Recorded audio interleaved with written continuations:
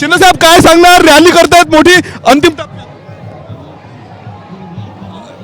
शिवसेनेच्या अधिकृत नगराध्यक्ष पदाच्या उमेदवार डॉक्टर स्पृहा अतुल डकरे यांची आपण ही प्रचार रॅली पाहतोय. संपूर्ण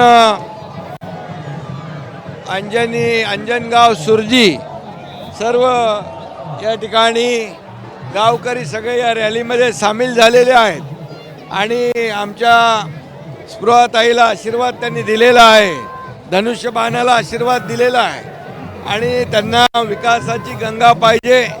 इथे जे विकास परिवर्तन हा अजेंडा आहे आणि त्याच्यामध्ये इथल्या भागातल्या रस्ते, पाणी, दिवाबत्ती, भुयारी गटार योजना यांना लागणाऱ्या सोयीसुविधा या ठिकाणी त्यांना पाहिजे त्या देण्याचं काम नगरविकास खात्याच्या माध्यमातून केलं जाईल आणि लाडक्या बहिणींचा प्रचंड असा उत्स्फूर्त प्रतिसाद या ठिकाणी पाहायला मिळतोय आणि आमची उमेदवार नगराध्यक्षपदाची देखील लाडकी बहीण स्पृहा डकरे आहे. त्यामुळे लाडक्या बहिणींनी ठरवलेलं आहे लाडक्या बहिणींना विजयी करायचं आणि येत्या 20 तारखेला धनुष्यबाणावर जोरदार मतदान होईल आणि 16 तारखेला आनंदाचे फटाके फुटतील. ठाकरेंचे आमदाराचे पुत्र या निवडणुकीच्या रिंगणात आहे. ठाकरेंचे आमदाराचे पुत्र या निवडणूक इथे बाकी कोण काय मला माहीत नाही, परंतु लाडक्या बहिणींनी या लाडक्या बहिणीला स्पृहा डकरेला विजयी करायचं ठरवले, धनुष्यबाणाला मतदान करायचं ठरवलेलं आहे आणि विकास त्यांना पाहिजे, डेव्हलपमेंट पाहिजे.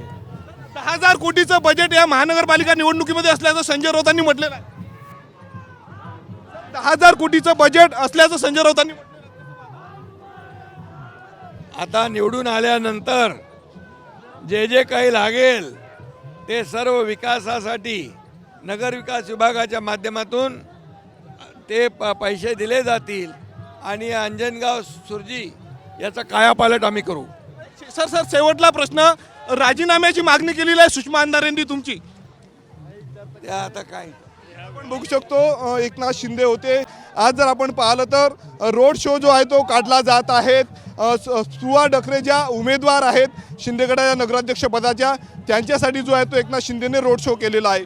कॅमेरामॅन अनिकेत दारतोंडेसह मी स्वप्नील उमाप, TV9 मराठी, अंजनगाव सुरजी, अमरावती.